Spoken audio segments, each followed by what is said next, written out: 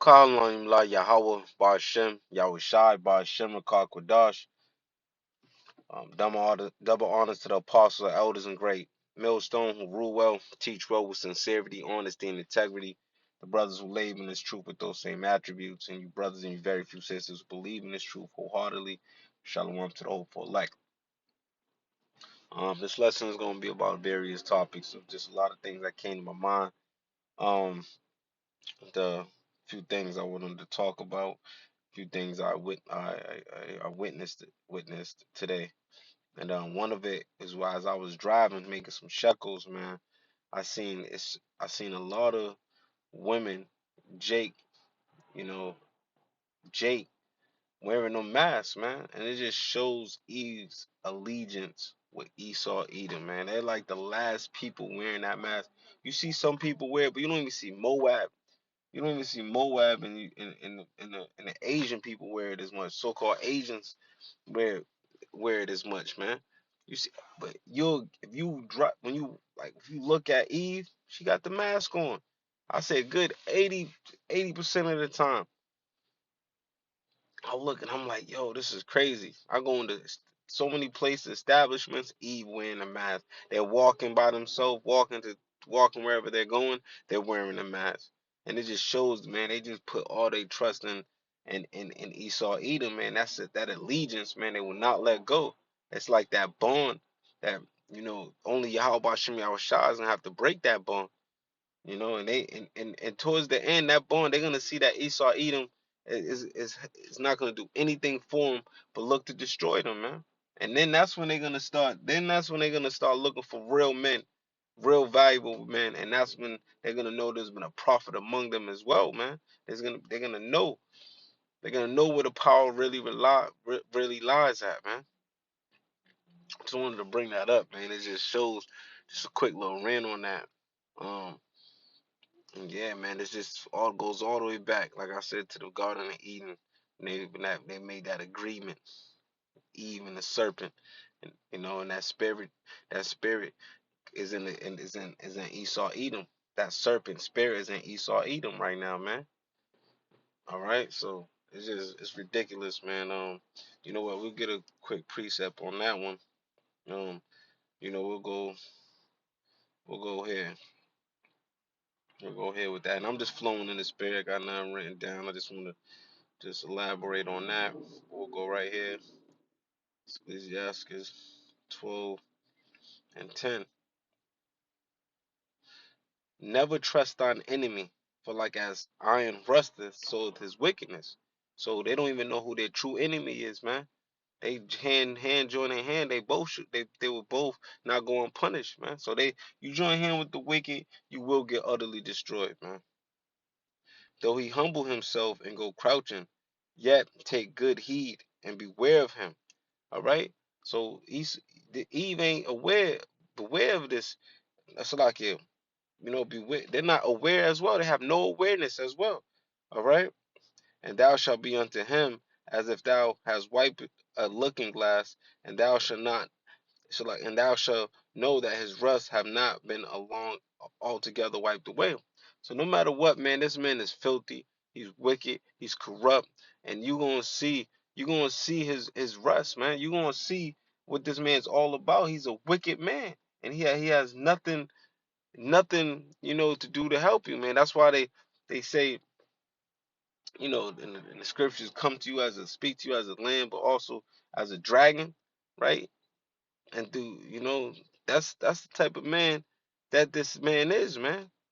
His words come smoother than butter, you know, and he wiped he done what's the word? He done swept Eve's foot, swept Eve off her feet, man.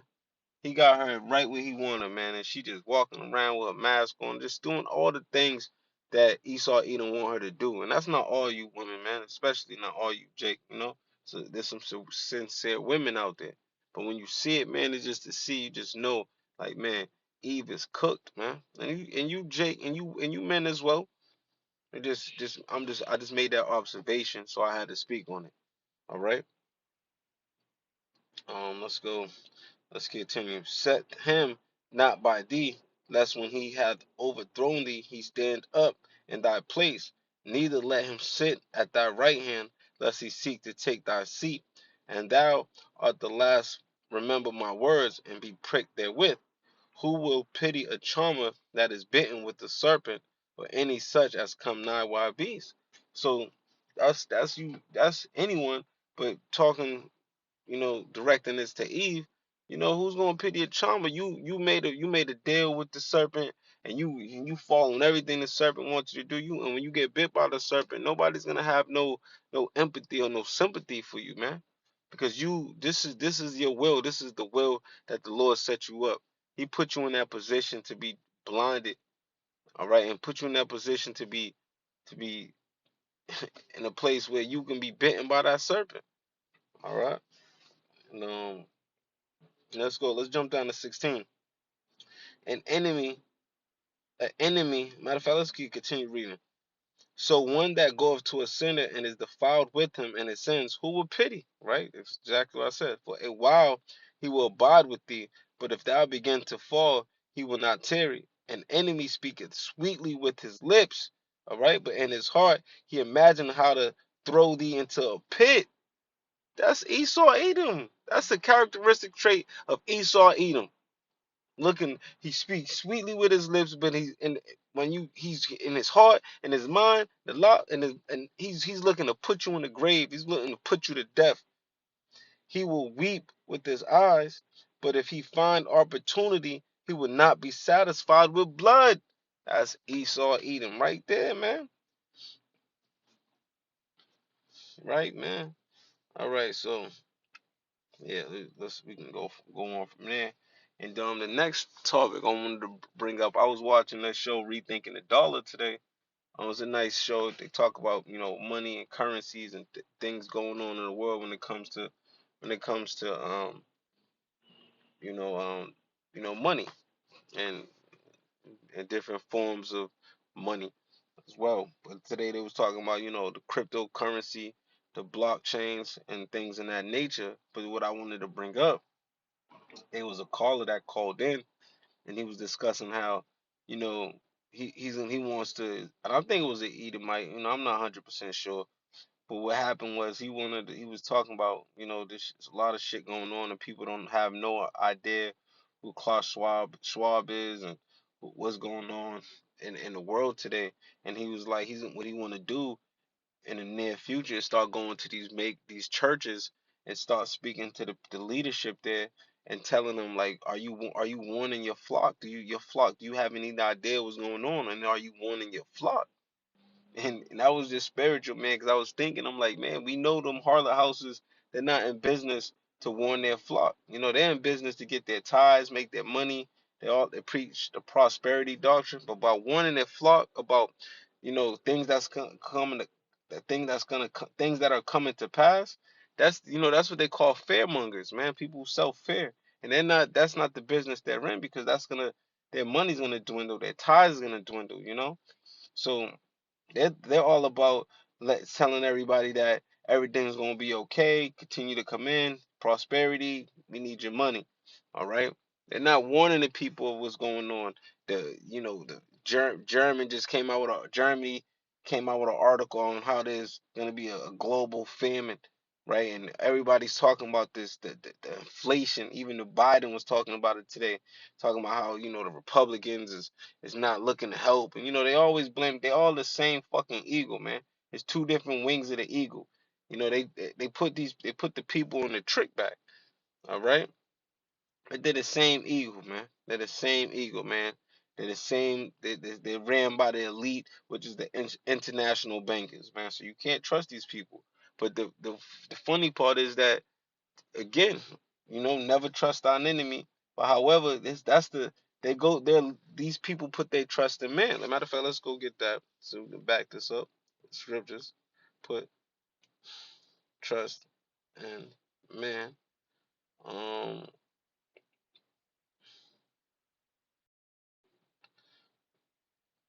yeah, right here. Yep. Psalms 118:8. It is better to trust in the Lord Yahweh than to put confidence in man. It is better to trust in the Lord than to put confidence in princes, and that's the people who's in leadership positions, man. And that's what these people do, man. They put trust in these leaders that's looking to lead them into destruction, man. Bottom line, bottom line, lead them lead them to destruction. All right, and you got the like you said, those leaders in the church. They're not looking to do that, man. Even if they have an idea, even if they have some idea, they're not gonna they're gonna withhold that information. What they call it, the omission. Let's go get that definition. Matter of fact,